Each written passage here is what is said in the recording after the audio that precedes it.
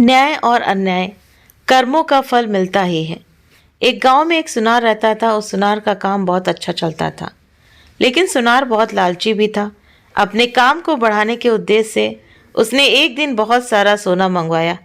तो इस बात का पता जब गांव में रात को पहरा देने वाले पहरेदार को पता चला, तो उसके मन में लालच आ गया और उसने जैसे ही रात हुई, वो पहरेदार उस सुनार के घर में घुसा और उसे मार दिया। सुनार को मरने के बाद वो जैसे ही सुनार के धन को बाहर लेकर निकला, तभी उसे सुनार के एक पड़ोसी ने देख लिया। वो पड़ोसी बहुत ही अच्छा आदमी था। उसे अचानक देख पहरेदार घबरा गया। उस आदमी ने पहरेदार के हाथ में जब बक्सा देखा तो उससे सवाल पूछना शुरू कर दिया। ये बक्सा लेकर कहाँ जा रहे हो? तो चोर ने कहा, शोर मत मचाओ, देखो इसमें से थोड़ा सोना तुम भी ले लो, थोड़ा मैं ले लेता हूँ। तब उस आदमी ने कहा, मैं गलत काम नहीं कर सकता, ये सुन। पहरेदार ने उसे डराने के तरीके से उससे कहा, तो देख मेरी बात मान जा, नहीं तो बहुत बुरा होगा, फिर मुझे दोष मत देना। धमकी देने पर भी जब वो आदमी नहीं माना, तो उस पहरेदार ने जोर जोर से चिल्लाना शुरू कर दिया। जब सब लोग इकट्ठा हो गए तो उसने सबको झूठी कहानी बनानी शुरू कर दी और झूठी कहानी वो बनाने लगा। एक आदमी सुनार के घर से ये बक्सा लेकर आ रहा था, मैंने इसे पकड़ लिया। जब सब लोगों ने सुनार के घर जाकर देखा तो सुनार मरा पड़ा था। पुलिस को बुलाया गया और पुलिस उस निर्दोष आदमी को सुनार के कत्ल के इल्जाम में पकड़कर ले गया। अब क्या था कि मामला कोर्ट तक पहुंचा। उस आदमी ने जज के सामने बहुत कोशिशें की कि खुद को निर्दोष साबित करने की, लेकिन सारे सबूत और गवाह उसके खिलाफ थे। तो जैसे ही उसको फांसी की सजा हुई, वैसे ही उसके मुंह से निकला, भगवान के दरबार में कोई न्याय नहीं है। जिसने मारा है उसे कोई सजा नहीं, और जिसने कुछ किया ही नहीं उसे फांसी की सजा मिल रही है। तो जब उस व्यक्ति ने ऐसा बोला, तो जज को उसके इन शब्दों से लगा कि कहीं उन्होंने फैसला लेने में कोई गलती तो नहीं कर दी। तो जज ने सच पता लगाने के लिए क्या किया कि एक योजना बनाई। तो अगली सुबह वो आदमी रोता हुआ जज के पास आया और बोला, सरकार, हमारे भाई की हत्या हो गई है, इसकी जांच होनी चाहिए। उसी समय जज ने फांसी की सजा मिले व्यक्ति और उस पहरेदार को उस मरे हुए व्यक्ति की लाश उठाकर लाने को कहा।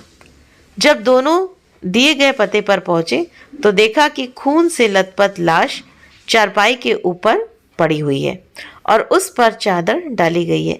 दोनों ने उस चारपाई को उठाया और चलने लगे।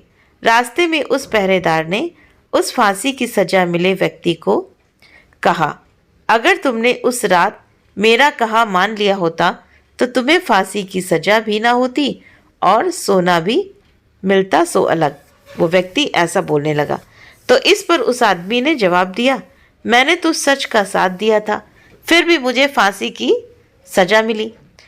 भगवान ने न्याय नहीं दिलाया मुझे। चलते चलते जब दोनों जज के सामने पहुंचे तो चारपाई पर पड़ी हुई लाश एकदम क्या हुई कि उठकर बैठ गई। तो असल में क्या था कि वो लाश तो थी नहीं, बल्कि जज द्वारा सच का पता लगाने के लिए किया गया एक सिपाही था। तो जज ने ये खेल पूरा रचा था। तो उस सिपाही ने उठकर सारी सच्चाई जज को बता दी। जज सच्चाई सुनकर बहुत हैरान हुए। पहरेदार को कैद कर लिया गया, न्याय हो गया था, लेकिन जज के मन को अभी भी शांति नहीं मिली। उसके अंदर बहुत सारी लहरें उठ रही थी कि ऐसा क्यों हुआ। तो उसने क्या किया, उस वक्त आदमी से कहा कि इस मामले में तो तुम निर्दोष साबित हो चुके हो, लेकिन सच सच बताना, तुमने कभी कोई हत्या की थी क्या? तो जज की चालाकी से वो व्यक्ति पहले ही देख चुका था, इसलिए अब वो झूठ बोलने से डर रहा था।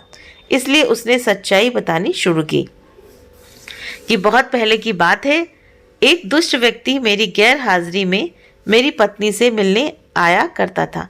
मैंने अपनी पत्नी और उस व्यक्ति को समझाने का बहुत प्रयास किया, मगर वे नहीं माने। तो एक दिन जब मैं अचानक घर पर गया तो देखा कि वो व्यक्ति घर पर ही था।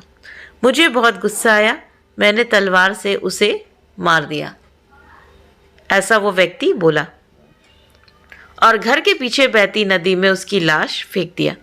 तो इस बारे में कभी किसी को कुछ नहीं पता चला।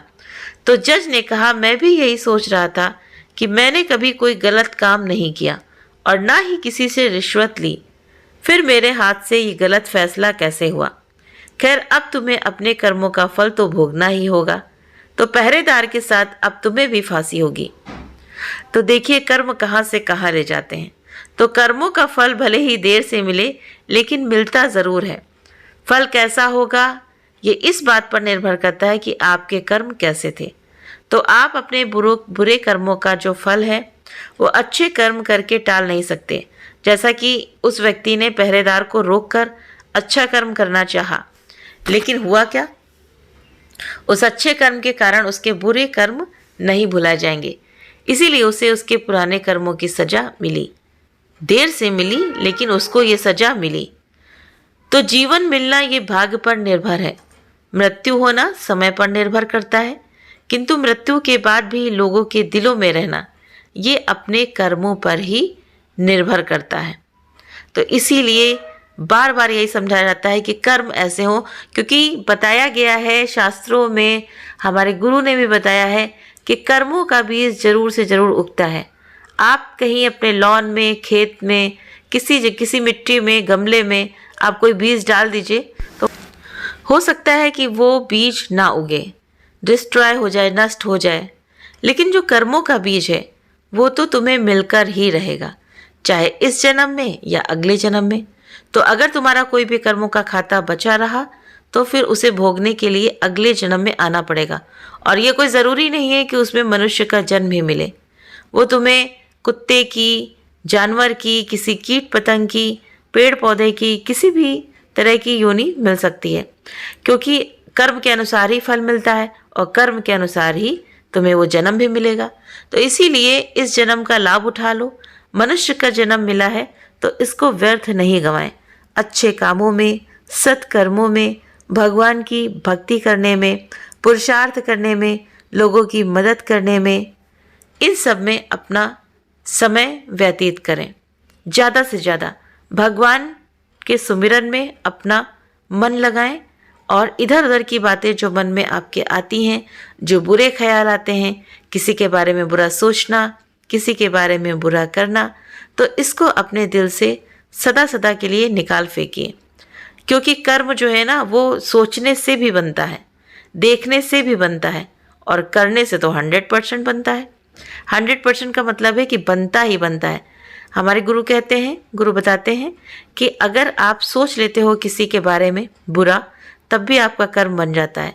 तो ये मनुष्य की योनि ही ऐसी है कि और सारे जो जीव होते हैं, जैसे कुत्ते होते हैं, बिल्ली, हाथी, कोई भी हो, तो वो भोग योनि होती है। लेकिन ये मनुष्य का जन्म कर्म बनाने के लिए और कर्म काटने के लिए ही होता है। हरि ओम तत्सत।